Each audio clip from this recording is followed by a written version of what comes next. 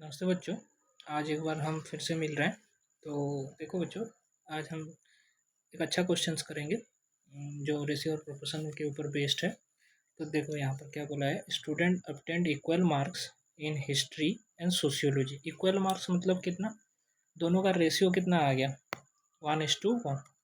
देखो हिस्ट्री और सोशियोलॉजी का जो मार्क का रेशियो है कितना आ गया, 1:1। Then ratio of marks of sociology and geography. Then sociology and geography कितना है, sociology and geography है 2:3. Then ratio of history and philosophy. History and philosophy देखो ये कितना आ गया, कितना दिया है, 1:2। और एवरेज मार्क 55% मार्क है और मैक्सिमम मार्क हर सब्जेक्ट का सेम है, मतलब टोटल मार्क्स हिस्ट्री के में भी 100 है, सोशियोलॉजी में भी 100 है, ज्योग्राफी में भी 100 है, फिलोसफी में भी 100 है, जितना भी है चारों का सेम है। और एग्रीगेट मार्क दिया गया है आपको 55%। तो इंडिविजुअल मार्क तो आपको पता नहीं है, तो पहले वही निकालेंगे। इंडिविजुअल मार्क एक्चुअली तो ये रेशियो में दिया है और हर इक्वेशन में हर एक प्रोपोर्शन में अलग अलग। तो पहले क्या करते हैं, हमको इसको इक्वल प्रोपोर्शन में ढालते हैं, क्योंकि इक्वल प्रोपोर्शन में डालना क्या होगा, ताकि हम इजीली हम कैलकुलेट कर पाएंगे कि कौन किस सब्जेक्ट में कितना मार्क लाया है। देखो यहाँ पर हिस्ट्री 1:1 है, लेकिन यहाँ पर हिस्ट्री और फिलोसफी में 1:2 है। चलो यहाँ पर हिस्ट्री का तो 1:1 सेम लग रहा है। देखो यहाँ पर सोशियोलॉजी यहाँ पर 1 है और यहाँ पर सोशियोलॉजी 2 है, तो यहाँ पर बराबर नहीं है। तो हम क्या करते थे, मैंने बताया था आपको, देखो A:B कंटिन्यूड प्रोपोर्शन में रहा होगा तो B:C, C:D और D:E अगर रहता है तो हम क्या करते थे, A:B:C:D हम निकालते थे। कैसे निकालते थे, पहले ऐसे मल्टीप्लाई करते थे, A:B:C:D, उसके बाद फिर B:B:C:D, B:B:C:D आ गया समझ में। उसके बाद फिर B:C:C:D, B:C:C:D, तो ये C का रेशियो आ गया। उसके बाद B:C:D:D, उसके बाद B:C:D:D जो बच गया। उसके बाद B:C:D:E, उसके बाद B:C:D:E कैसे आ गया समझ में। तो देखो यहाँ पर पहले तो इसको एक तरह से लिखते हैं, A:B, उसके बाद B:C था, तो यहाँ पर पहले ऐसा दिया नहीं गया है, तो हम क्या करते हैं, पहले ऐसे लिखते हैं इसको।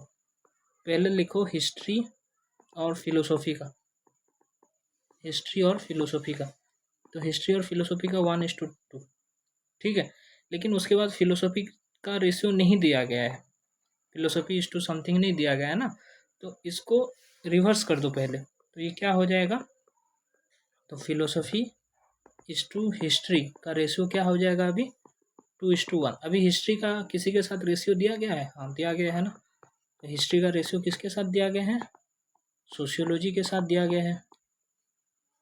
तो कितना दिया गया है हिस्ट्री का सोशियोलॉजी के साथ, 1:1।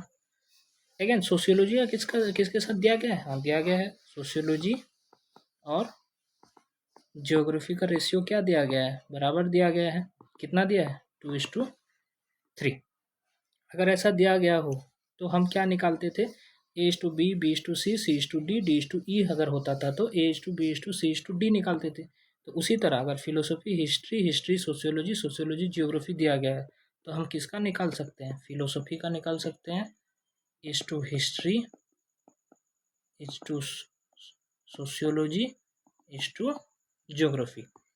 तो वो कैसे निकालेंगे, पहले ऐसे मल्टीप्लाई करेंगे फिलोसफी हिस्ट्री और सोशियोलॉजी का, तो पहले फिलोसफी हिस्ट्री और सोशियोलॉजी का, उसके बाद फिर हिस्ट्री सोशियोलॉजी का, हिस्ट्री सोशियोलॉजी का, उसके बाद हिस्ट्री सोशियोलॉजी का, हिस्ट्री सोशियोलॉजी का, उसके बाद हिस्ट्री सोशियोलॉजी और ज्योग्राफी का, हिस्ट्री सोशियोलॉजी और ज्योग्राफी का। उसके सामने जो रेशियो दिया गया उसको लिखो। फिलोसफी और हिस्ट्री के सामने क्या रेशियो दिया गया है, फिलोसफी हिस्ट्री ये 2, हिस्ट्री 1, सोशियोलॉजी कितना है? फिलोसॉफी हिस्ट्री कैसे आया? फिलोसॉफी हिस्ट्री और सोशियोलॉजी, 2 1 और 2 ऐसे आया। उसके बाद हिस्ट्री सोशियोलॉजी कैसे आया था? ये हिस्ट्री और ये सोशियोलॉजी। तो जो राउंड राउंड क्या उसके सामने जो है वो लिखो, 1 और यहाँ पर भी 1 और यहाँ पर सोशियोलॉजी कितना है? 2।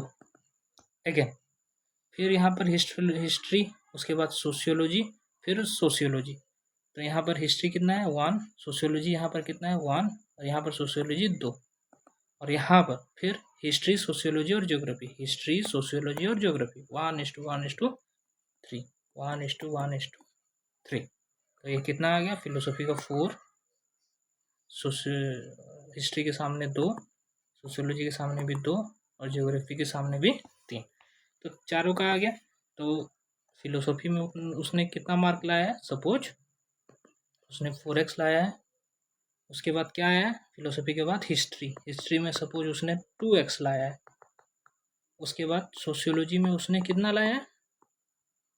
2x। देखो 1:1 आ रहा है हिस्ट्री और सोशियोलॉजी का। उसी तरह सोशियोलॉजी और जियोग्राफी में कितना लाया वो? 3x। जियोग्राफी में कितना लाया? 3x। ये समझाने में टाइम लग रहा है मेरे को, नहीं तो उतना डिफिकल्ट है नहीं।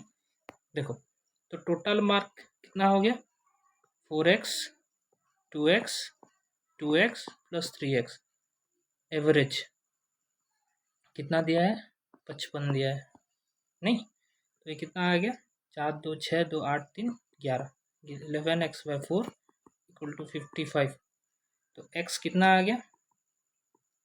55 × 4 / 11। कितना आ गया? x का मान 20 आ गया। लेकिन उसने पूछा है किस सब्जेक्ट में उसने 60 से ज़्यादा मार्क रखा है। देखो फिलोसॉफी में 4x रखा है, तो फिलोसॉफी का मार्क कितना आ गया? सॉरी ये पहले से कुछ लिखा हुआ था। फिलोसॉफी में कितना आया है उसका? 4x। फिलोसॉफी में कितना आया? 4x। तो 4 × 20 80 इस सब्जेक्ट में आया है उसका। उसी तरह हिस्ट्री में किसका कितना आएगा उसका? 2x, मतलब 2 × 20 40। हिस्ट्री में जितना लाएगा सोशियोलॉजी में भी उतना लाएगा, क्योंकि दोनों का रेशियो बराबर है। तो ये 40। और ये क्या है? ज्योग्राफी। ज्योग्राफी में कितना लाएगा वो? 3x। 3 × 20 कितना आएगा? 60। कितना आएगा वो? 60। तो उसने क्या पूछा है? Equal to greater than 60 marks. तो किसमें लाया वो? एक फिलोसॉफी में लाया है और एक ज्योग्राफी में इक्वल टू ग्रेटर देन 60। समझ में आ गया? अच्छा क्वेश्चन था ये। देखो नेक्स्ट और एक क्वेश्चन करते हैं। जैसे सेकंड क्वेश्चन है, द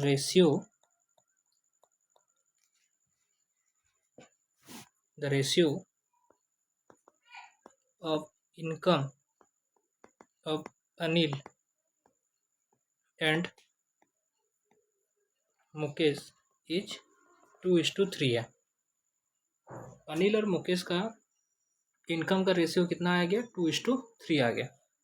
तो उसने पूछा है the sum of their expenditure is ₹8,000 and the amount of savings of Anil is equal to the amount of expenditure of Mukesh.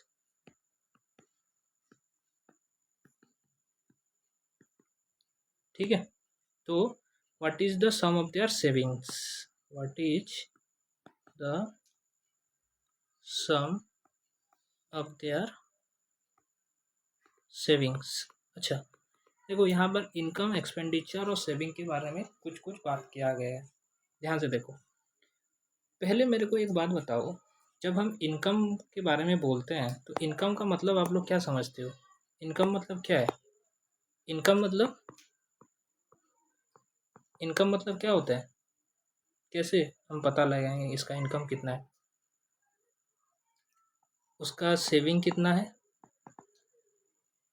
Plus उसने एक्सपेंडिचर कितना किया है, खर्चा कितना किया है, उसी का वही तो उसका इनकम हो गया ना।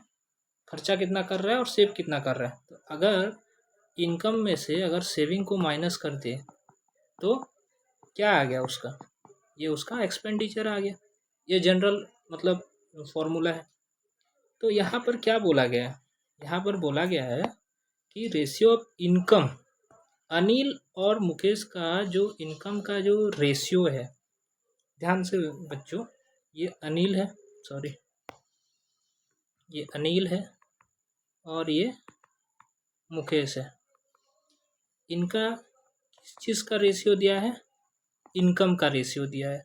कितना दिया है, 2:3। ये इनकम का रेशियो हो गया। लेकिन the sum of their expenditure is 8,000। अच्छा, ये तो इनकम है, सेविंग दिया गया है क्या, तो एक्सपेंडिचर हम कैसे निकालेंगे, नहीं निकाल सकते ना। एक्सपेंडिचर निकालने के लिए हमको सेविंग का पता होना चाहिए। लेकिन फिर भी अगर ये इन्फॉर्मेशन दिया है तो हम इसको लिख देते हैं, अनिल और मुकेश का एक्सपेंडिचर, एक्सपेंडिचर का सम कितना है 8,000, दोनों मिला के 8,000 खर्चा करते हैं। लेकिन उसने क्या बोला है, देखो उसने बोला है the amount savings of Anil is equal to the amount of expenditure Mukesh. क्या घुमाया है देखो, तो अनिल जितना सेव करता है, अनिल जितना सेव करता है उतना खर्चा कौन करता है, मुकेश करता है। समझ में आ रहा है, amount of saving of Anil is equal to the, मतलब यहाँ पर सॉरी, सेविंग ऑफ अनिल जितना करता है, एक्सपेंडिचर ऑफ मुकेश उतना है, मुकेश का उतना है। ठीक है। अच्छा, मान लो अनिल का इनकम कितना है, 2:3 दिया है ना, तो अनिल का इनकम मान लो 2x है और मुकेश का इनकम कितना है 3x है। और मुकेश सॉरी, यहाँ पर अनिल और मुकेश मिला के कितना खर्चा करते हैं, 8,000 खर्चा करते हैं। अनिल और मुकेश मिलाकर कितना खर्चा करते हैं, 8,000 खर्चा करते हैं। तो कैसे निकालेंगे सेविंग। अच्छा, ए कितना सेव करता है हमको पता है क्या, नहीं पता। सपोज सॉरी, ए मतलब अनिल, सपोज अनिल सेव्स के रुपीज, अनिल कितना सेव करता है के रुपी, तो उसका क्या आ गया, इनकम 2x है, सेविंग कितना है के है, तो एक्सपेंडिचर कितना आ गया, एक्सपेंडिचर आ गया 2x माइनस के, इतना आ गया एक्सपेंडिचर, आ गया ना इतना। ओके, लेकिन हमको और क्या दिया है, मुकेश और अनिल का एक्सपेंडिचर का सम 8,000 है। ठीक है, मुकेश और किसका, अनिल का एक्सपेंडिचर का सम 8,000 है। तो मुकेश का एक्सपेंडिचर कितना है, जितना अनिल का सेविंग है, अनिल का सेविंग कितना है के, तो मुकेश का ये एक्सपेंडिचर हो गया। तो हमको जो दिया गया है गिवन, गिवन क्या दिया, अनिल प्लस मुकेश का एक्सपेंडिचर। अनिल का एक्सपेंडिचर कितना है 2x माइनस के प्लस, और ये के इक्वल टू कितना आ गया 8,000, कितना आ गया 8,000। ये 2x इक्वल टू कितना आ गया 8,000, x इक्वल टू कितना आ गया 4,000, x का मान कितना आ गया 4,000। तो हमको क्या पूछा गया है, what is the sum of their savings, savings का सम पूछा गया है। मतलब अनिल के सेव करता है, अनिल कितना सेव करता है के सेव करता है, और मुकेश कितना सेव करता है, तो हम निकालेंगे अभी। मुकेश का इनकम कितना है, मुकेश का इनकम, पहले तो टोटल इनकम कितना है देख लो दोनों का, टोटल इनकम कितना आ गया 2x प्लस 3x मतलब 5x, दोनों का मिला के इनकम है 20,000 और दोनों मिला के खर्चा कितना करते हैं, खर्चा करते हैं 18,000। तो सेविंग कितना करेंगे वो 2,000, दोनों मिला के सेविंग कितना करेंगे, सॉरी 18,000 नहीं है, ये 8,000 है। 8,000 एक्सपेंडिचर कितना करते हैं 8,000, तो सेविंग कितना करेंगे 20,000 माइनस 8,000, तो ये आ गया 12,000। तो ये क्वेश्चन ईजी है और आसानी से हो सकता है। ठीक है, ओके नेक्स्ट। और किस तरह का क्वेश्चन है? ठीक है, देखो सपोज इनकम एक्सपेंडिचर का हो गया।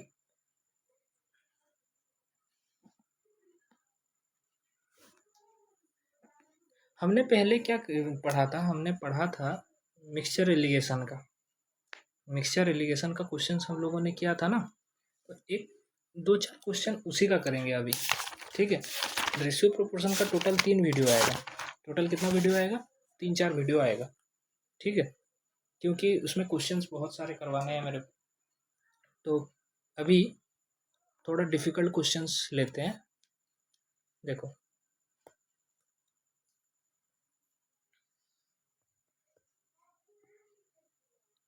देयर आर 2 vessels, ठीक है, containing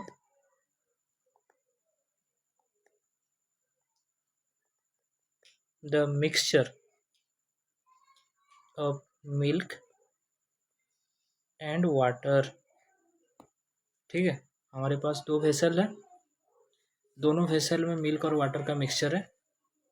और फर्स्ट वेसल में, in the first vessel the water is 2/3 of the milk and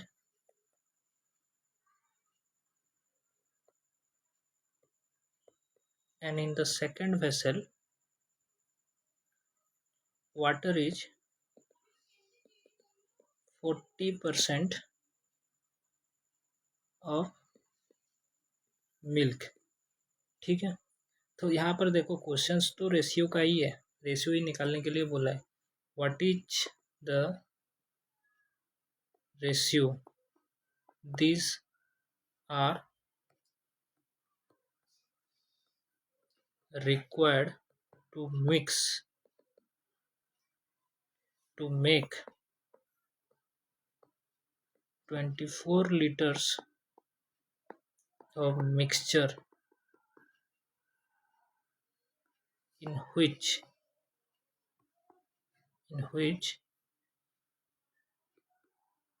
the ratio of water to milk is 1:2। देखो क्वेश्चन थोड़ा लंबा है, लंबा तो नहीं। देखो अगर आपको एवरेज का कॉन्सेप्ट अच्छे से समझ में आता है ना, तो ये क्वेश्चंस इजीली हो जाएगा, इजीली। क्योंकि हम मैंने आपको एलिगेशन बताया था ना, तो उसका यूज यहाँ पर आएगा थोड़ा बहुत, देखना कैसे आएगा। हमारे पास 2 वेसल है। कितने वेसल है? 2 वेसल है, उसमें मिल्क और वाटर का मिक्सचर है। ठीक है, तो ये एक वेसल है। ठीक है, ये वेसल 1 है सपोज। मतलब ये वेसल को आप क्या करना, हमेशा क्लास के साथ कंपेयर करते रहना। मतलब कोई भी अगर मिक्सचर दिया गया होगा ना, तो आप क्लास ऑफ स्टूडेंट्स के साथ कंपेयर करना। ये क्लास ऑफ स्टूडेंट्स के साथ कंपेयर करो। स्टूडेंट्स में हमेशा क्या रहता है? बॉयज और गर्ल्स रहते हैं। उसी हिसाब से अगर वेसल दिया गया है, ये मिक्सचर है, तो मिक्सचर किसका दिया गया है? ये मिल्क और वाटर का मिक्सचर दिया गया। इसी तरह सेकंड वेसल है, उसमें भी ये भी एक क्लास है, ये भी एक क्लास है। ठीक है, ये वेसल 2 है, ये भी एक क्लास है। इसी क्लास में 2 टाइप के ऑब्जेक्ट हैं, मिल्क है और एक वाटर है। ये भी क्लास ऑफ स्टूडेंट्स के साथ आप कंपेयर करते रहो हमेशा। क्लास ऑफ स्टूडेंट्स हो गया, इसमें भी बॉयज हैं और गर्ल्स हैं। अभी ध्यान से याद करो, मैंने आपको बताया था, मैंने आपको क्या बताया था? 2 ग्रुप होगा, ये ग्रुप 1 होगा, उस ग्रुप का कुछ एवरेज आया होगा A1। उसी तरह सेकंड ग्रुप होगा, उस ग्रुप का कुछ एवरेज आया होगा। एवरेज मतलब क्या? पर बच्चा या पर ऑब्जेक्ट सेम अमाउंट। अगर ग्रुप 1 एक क्लास है, average weight of a class, average weight of a, ध्यान से सुनो, average weight of a class it's 50 kg, मतलब हर बच्चे मतलब पर बच्चा 50 किलो है। उसी तरह average weight of the second group 60 है, तो हर बच्चा 60 किलो है। तो वही चीज़ यहाँ पर लिखा गया है। ठीक है, उतना तो समझ में आया। जो भी बीच में दोनों को मिलाने के बाद और एक क्लास रेडी होगा, और एक क्लास रेडी होगा, तो उसका जो एवरेज आता है, जिसको हम वेटेड एवरेज बोलते हैं, इस क्लास में जितने बच्चे, इस क्लास में जितने बच्चे हैं, दोनों को एवरेज क्लब करके जो आता है वह होता है वेटेड एवरेज। और इस ग्रुप के कॉरेस्पॉन्डिंग जितने बच्चे होते हैं, तो नंबर ऑफ एलिमेंट्स, ये क्या आता था, number of elements of group 1 is 2, ये number of elements of group 2 यही आता था ना, जिसको हम क्या बोलते थे, N1, और ये N2। ये कैसे आता था, ये आता था A2 माइनस AW, और ये AW माइनस A1, ऐसे आता था ना। तो इसके साथ हमेशा कंपेयर करना, एवरेज मतलब आप समझ गए। ठीक है, इसके साथ मैं अभी कंपेयर करके आपको बता रहा हूँ। देखो यहाँ पर क्या बोला गया है, यहाँ पर बोला गया है फर्स्ट पेशल में वाटर, मतलब बॉयज और गर्ल में से कोई भी एक चीज़, तो फर्स्ट पेशल में वाटर जो है 2/3 ऑफ मिल्क है। तो वाटर जो है वो मिल्क का 2/3 है, मतलब रेशियो में है ना ये। तो वाटर और मिल्क का रेशियो कितना है, 2/3। मतलब अगर मिल्क 3 है, वाटर 2 है, लेकिन टोटल कितना है, टोटल 5 है, 5 यूनिट है, टोटल 5 यूनिट। आ गया समझ में? ठीक है, ठीक है, टोटल 5 यूनिट है। उसी तरह सेकेंड वेसल में वाटर कितना है, 40% ऑफ मिल्क है। वाटर जो है वो 40% ऑफ मिल्क है। तो वाटर बाय मिल्क जो है वो कितना आ गया, 40/100। तो यहाँ पर सेकंड वेसल का जो रेशियो आया, 2 दूनी 4, 2 पंचा 10। तो यहाँ पर वाटर और मिल्क का रेशियो इतना आया, तो टोटल कितना आ गया, 5 2 7 यूनिट। कितना आ गया, 7। टोटल कितना आ गया, 7 यूनिट आ गया। समझ में आ गया ना इतना? अच्छा, दोनों को मिलाने के बाद, दोनों को मिलाने के बाद जो रेशियो आया मिल्क और वाटर का, आफ्टर मिक्सिंग, दोनों को मिला रहे हो, दोनों को क्या कर रहे हो, मिला रहे हो। आफ्टर मिक्सिंग दोनों का रेशियो कितना आ रहा है, 1:2। मतलब किसका रेशियो, वाटर टू मिल्क का रेशियो, वाटर टू मिल्क का रेशियो कितना आ रहा है, 1:2। तो टोटल कितना यूनिट है, 3 यूनिट है। इसमें इसमें टोटल 3 यूनिट है। देखो जब हम मिलाएंगे ना, पहले में 5 यूनिट, सेकंड में 7 यूनिट, मिलाने के बाद 12 यूनिट तो आना ही चाहिए। लेकिन रेशियो में दिया है, इसको समझो, रेशियो एग्जैक्ट अमाउंट नहीं बताता, रेशियो एग्जैक्ट अमाउंट नहीं बताता। ठीक है, आगे इतना समझ में? अच्छा, तो रेशियो 1/11 भी हो सकता है, जो भी है। तो टोटल नहीं दिया गया है, लेकिन इतना दिया गया है कि दोनों को मिलाने के बाद वाटर और मिल्क का रेशियो उतना आएगा। तो ध्यान से देखो बच्चों, जब हम इसमें एलिगेशन का कॉन्सेप्ट लगाएंगे, एलिगेशन कब लगता है, जब हम बीच का वैल्यू दिया गया हो ना, जो मिलाने के बाद जो एवरेज आता है वो दिया गया हो, तभी हम निकाल सकते हैं। और एवरेज जो आता है किसी एक चीज़ का आता है, एवरेज इधर वेट का आएगा, इधर नंबर ऑफ बॉयज़ का वेट आएगा, इधर नंबर ऑफ गर्ल्स का वेट आएगा, नंबर ऑफ मतलब हाइट आएगा, जो भी आए एक ही नंबर आता है। टोटल में से टोटल बच्चे जितने हैं उसका वेट, टोटल जितने बच्चे हैं उसमें उसका वेट कितना है, टोटल जितने बच्चे हैं उसमें उसका हाइट कितना है, एक ही चीज़ का एवरेज आता है। लेकिन यहाँ पर जो मिलाया गया है और जो इन्फॉर्मेशन दिया गया है, वाटर टू मिल्क का रेशियो दिया गया है। ठीक है, तो इसमें हम क्या करेंगे, किसी एक चीज़ का रेशियो हम लेंगे। टोटल तो पहले वेसल में टोटल कितना यूनिट है, टोटल यूनिट है 5 यूनिट, ये 5 यूनिट है और ये 7 यूनिट। ठीक है, और मिलाने के बाद 3 यूनिट है। लेकिन 5 यूनिट में मिल्क कितना है या वाटर कितना हमको वो लेना पड़ेगा, क्योंकि मिलाने के बाद एक ही चीज़ आना चाहिए, आइदर वाटर आना चाहिए नहीं तो मिल्क आना चाहिए, जो भी एक चीज़ लेंगे हम, क्योंकि आइदर आप मिलाने के दोनों मिला सकते हो, दोनों तरीके से आप कर सकते हो। लेकिन ध्यान से देखो, वेसल 1 में ये 5 यूनिट और 5 यूनिट में से वाटर कितना है, वाटर है 2 यूनिट, वाटर है 2 यूनिट, ये आ गया पहले क्वांटिटी में वाटर का, ठीक है। और यहाँ पर सेकंड में 7 यूनिट में से वाटर कितना है, 2 यूनिट, यहाँ पर भी कितना है, 2 यूनिट। अच्छा, मिलाने के बाद इसके कॉरेस्पॉन्डिंग जो आएगा वो क्या आएगा, देखो वहाँ पर नंबर ऑफ क्या आता था, नंबर ऑफ अगर स्टूडेंट्स आता था या नंबर ऑफ क्लास आता था, तो यहाँ पर क्या आएगा, नंबर ऑफ क्या आएगा, लीटर्स आएगा, क्या आएगा, number of litres, number of litres of vessel 1। मिलाने के बाद कितना रहा, यहाँ पर number of litres of vessel 2 आ रहा है थोड़ा बहुत, ठीक है। तो ये कितना आ गया, वाटर यहाँ पर 2/5 है और यहाँ पर 2/7 है। तो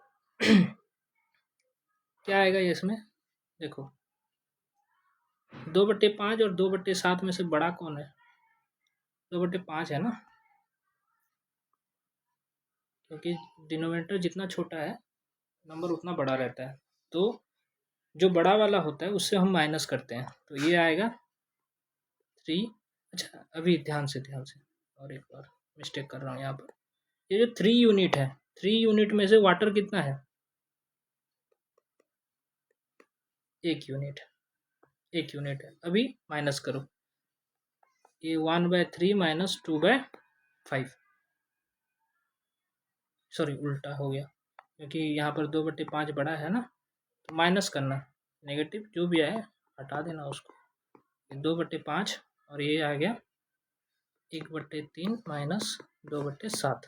तो इस सॉल्व करने से कितना आएगा, देखो ये 7, सॉरी हाँ 7 और ये 6/21 और ये आएगा 6/5/15, ठीक है।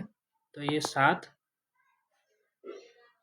1/21 इंटू 1/15, तो इसको क्रॉस मल्टीप्लाई करो, 15/21, मतलब पहले वेसल में कितना लेंगे,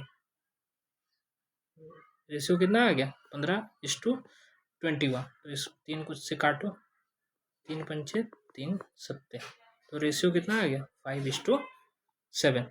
तो पहले वेसल में कितना लीटर है, 5 लीटर है, और सेकंड वेसल में 7 लीटर। ये एलिगेशन का ब्यूटीफुल एक्सप्लेनेशन है इसके, ठीक है। तो है तो ये रेशियो का चैप्टर, ठीक है, रेशियो का चैप्टर, लेकिन इसमें एलिगेशन का कॉन्सेप्ट लगेगा, तो 5:7 आ गया। ओके नेक्स्ट, अगर हम और एक क्वेश्चंस करते हैं, जैसे ए एंड बी, हमेशा क्या करना, जो भी मिक्सचर दिया गया होगा, जो भी दिया गया होगा उसको क्लास के साथ आप कंपेयर करना, sorry I am so sorry, आपको क्या करना है, क्लास के साथ कंपेयर करना है। तो A and B 2 alloys, 2 alloy हैं, alloy of copper and tin prepared by mixing the respective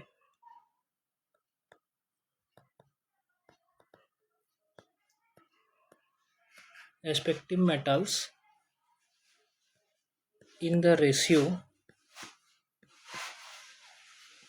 5:3 and 5:11 respectively. If the alloy A and B are mixed. देखो अभी क्या किया गया, दोनों एलॉय को मिक्स किया गया, तो एक थर्ड एलॉय बनेगा। To mix to form a third alloy C, जिसमें भी क्या रहेगा, कॉपर और टिन का रेशियो ही रहेगा। तो यहाँ पर बोला गया है equal proportion of copper and tin. तो ध्यान से देखो, जो भी बना है तो प्रोपोर्शन इक्वल रहा है। क्या रहा है? इक्वल प्रोपोर्शन में रहा है। तो यहाँ पर क्या बोला गया, तो what is the ratio of alloy A and B in the new alloy C, तो कैसे निकालेंगे हम इसको, कैसे निकालेंगे?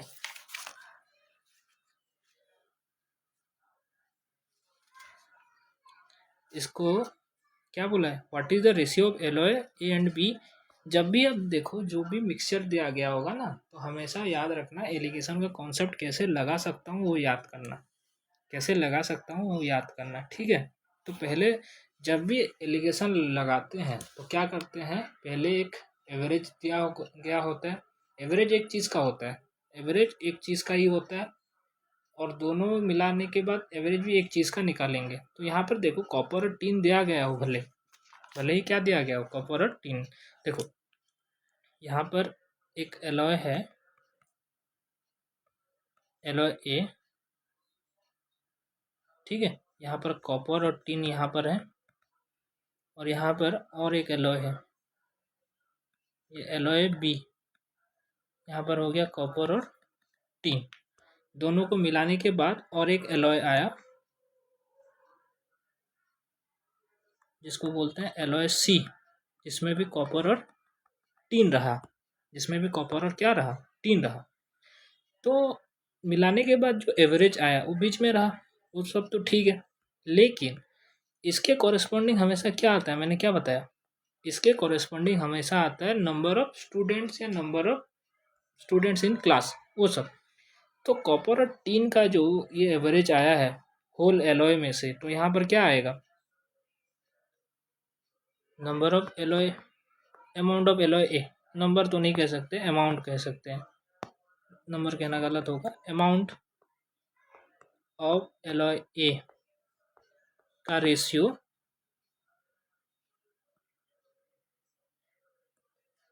अमाउंट ऑफ एलॉय बी के रेशियो के साथ सेम आएगा। Amount of alloy A is to amount of alloy B के रेशियो के साथ क्या आएगा, सेम आएगा, ठीक है। अभी जब भी मिलाते हैं हम लोग, मैंने क्या बताया, मैंने बताया जब भी मिलाएंगे एक ही चीज़ को मिलाएंगे। तो ध्यान से देखो बच्चों, पहले एलॉय ए में कॉपर और टीन का रेशियो कितना है, 5:3। तो टोटल तो 8 है, तो उसमें से कोई एक चीज़ को उठाएंगे, क्योंकि जब भी मिलाएंगे एक चीज़। टोटल 8 में से कॉपर कितना है, सपोज 5 है, यह आ गया कॉपर का कंसंट्रेशन। तो पहले में कॉपर कितना है, 8, और इसमें आ गया कॉपर और टीन में से इसमें कितना आ गया, 5:11। इसमें कितना आ गया, टोटल तो 16 है, लेकिन उसमें से कॉपर कितना है, 5। तो यहाँ पर आ गया 5/11, ठीक है। मिलाने के बाद जो थर्ड एलॉय बना, वो कॉपर और टीन का जो बना, उसमें कॉपर और टीन का रेशियो सेम रहा है, प्रोपोर्शन में रहा है ना, इक्वल प्रोपोर्शन। तो टोटल 2 है, उसमें कॉपर 1 है, तो ये हो गया कॉपर का कंसंट्रेशन। दोनों को मिलाने के बाद जो कॉपर का कंसंट्रेशन आया, क्या आया, 1/2। और 5/8 और 5/11 में से सबसे बड़ा कौन है, 5/8। तो ये माइनस करो इस, तो क्या आ गया, ये आ गया 5/8 माइनस 1/2 और ये 1/2 5/11। ठीक है, तो ये कितना आ गया 11 माइनस 10 22 इस टू सॉरी, और इसमें ये आ गया, ये हो गया 16 10। ठीक है, तो ये आ गया 1/22 और ये 2/16। ठीक है, तो ये आ गया 16:44, 2/2 2 दूनी, और इसमें 2 चौ 11, 4:, कितना आ गया 11, 4:11 का रेशियो आ गया। ठीक है, कुछ कैलकुलेशन मिस्टेक नहीं हुआ तो 5/16 है। ओह सॉरी, ये 5/16 है, सॉरी 5/16, तो ये कैलकुलेशन थोड़ा मिस्टेक हो गया। तो देखो और एक बार, 5/16 है ना, तो ये हो गया 8:2 और ये आ गया, ये भी 16 ले लेते हैं, 10 और ये 8,